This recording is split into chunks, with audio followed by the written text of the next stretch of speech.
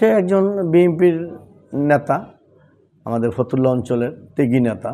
আমরা দলের একজন কর্মী হিসেবে বলতে চাই, তার দলের জন্য অনেক অবদান আছে। বিগত দিন আন্দোলন সংগ্রামের রাজপথে ছিল, দীর্ঘদিন যাবৎ বিএনপির জন্য অনেক ত্যাগ স্বীকার করেছে। এই সম্প্রতি মিথ্যা ঘটনার জন্য যে তাকে পদচ্যুত করা হয়েছে, এটা অত্যন্ত দুঃখজনক। আমি মোহাম্মদ আজাদ হোসেন, ফতুল্লা নিবাসী। রিয়াদ মোহাম্মদ চৌধুরী আমার ভাগনা এবং আমার সম্বন্ধীর ছেলে, তার বাবা নাসির চৌধুরী।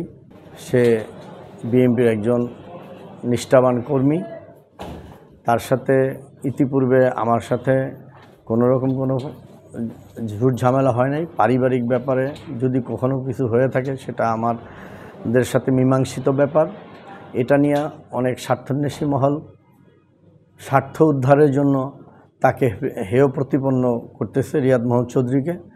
এটার জন্য আমি দুঃখিত এবং আমার তরফ থেকে তার সহযোগিতা সার্বক্ষণিক থাকবে। আমার যতদূর ধারণা, এই রবিউল নামে একজন সাংবাদিক, ও এই আমার ছবি অনেক পুরানো, 30 বছর আগের ছবি, এবং কোত্থেকে কীভাবে ও এআই প্রযুক্তির মাধ্যমে কি হয়েছে না হয়েছে সেটা আমার জানা নেই। ও হয়তো এটা নিয়ে অনেক রিয়াদ মোহাম্মদ চৌধুরীকে হেয় প্রতিপন্ন করার জন্য হিংসাত্মক মনোভাব নিয়ে আসে কাজ করছে। এখন কিভাবে কি হয়েছে এটা তো প্রযুক্তিগত ব্যাপার, কিভাবে কি এটা আমিও জানি না, ঠিক আমার জানা নেই। এআই প্রযুক্তির মাধ্যমে কিছু হইতে পারে বা কোনো কিছু হইলেও হইতে পারে না। আমার সাথে তো তার সাথে কোনো এই ব্যাপারে নিয়ে কথা হয়নি। সে একজন বিএনপির নেতা, আমাদের ফতুল্লা অঞ্চলের ত্যাগী নেতা, এবং বিএনপি নিয়ে আসে দীর্ঘদিন বিএনপির সাথে জড়িত আছে। দীর্ঘদিন যাবৎ বিএনপির জন্য অনেক ত্যাগ স্বীকার করেছে। এই সম্প্রতি মিথ্যা ঘটনার জন্য যে তাকে পদচ্যুত করা হয়েছে, এটা অত্যন্ত দুঃখজনক এবং এটা আমাদের কারোই কাম্য নয় এবং বিএনপির কোনো নেতাকর্মীরও কাম্য নয়। তাকে পুনর্বহালের জন্য আমার তরফ থেকে বিশেষ অনুরোধ রইল। আজকে আমাদের ফতুল্লা নারায়ণগঞ্জ 4 আসনের যে ফতুল্লা থানা অন্তর্ভুক্ত, সেই থানা কমিটির সাংগঠনিক সম্পাদক রিয়াদ মোহাম্মদ চৌধুরী, সে আজকে বার্তা পেলাম সে বহিষ্কার। দলের ভারপ্রাপ্ত চেয়ারম্যান চূড়ান্ত সিদ্ধান্ত, তার বাইরে যাওয়ার ক্ষমতা আমাদের কারও নেই। আমরা দলের একজন কর্মী হিসেবে বলতে চাই, তার দলের জন্য অনেক অবদান আছে। বিগত দিন আন্দোলন সংগ্রামের রাজপথে ছিল, ভুল ত্রুটি মানুষের ঊর্ধ্বে নয়, হয়তোবা হতে পারে। সেই জন্য দল সেটা বিবেচনা করবে এবং আগামী দিনে ভারপ্রাপ্ত চেয়ারম্যান সে জায়গা থেকে আমাদেরকে পুনরুদ্ধার করবে।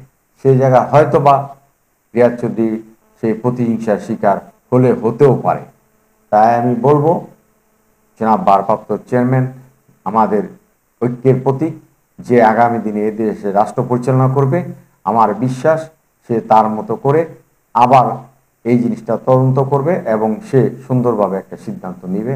সে আমাদের ভারপ্রাপ্ত জনাব তারেক রহমানের কাছে আমি একজন এই দলের কর্মী হিসেবে বলতে চাই, এটা যেন একটু পূর্ণ বিবেচনা করার জন্য আমি উদারত আহ্বান জানাই ওনার কাছে। শুধু নারায়ণগঞ্জে না, বাংলাদেশের যে কোনো জায়গায় যে কোনো অঞ্চলে যদি কোনো নেতাকর্মী দ্বারা দলের সুনাম ক্ষুণ্ণ হয়, দল তারেক রহমান সেই দলের সাংগঠনিক যে ব্যবস্থা, যে শাস্তি সেটা নিয়েছেন।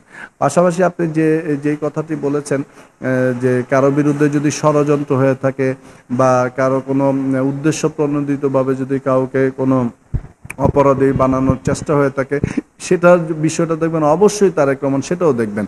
কারণ উনি এই দলের অভিভাবক, দলের প্রত্যেকটা নেতাকর্মীর মানে দায়িত্ব ওনার উপরেই বর্তাবে। আমি অপরাধ করলে যেহেতু আমার জন্য শাস্তি যেমন নিশ্চিত হবে, তেমনি আমি যদি নিরপরাধ হয়ে থাকি, আমার বিরুদ্ধে যদি ষড়যন্ত্র করে কেউ অপরাধী বানানোর চেষ্টা করে, তাহলে সেই অপরাধ থেকে রক্ষা করার দায়িত্ব ওনার, এবং উনি সেটা সুচারুভাবেই পালন করেছেন, ভবিষ্যতও করবেন। এই বিশ্বাস আমাদের প্রত্যেকটি নেতাকর্মীর আছে।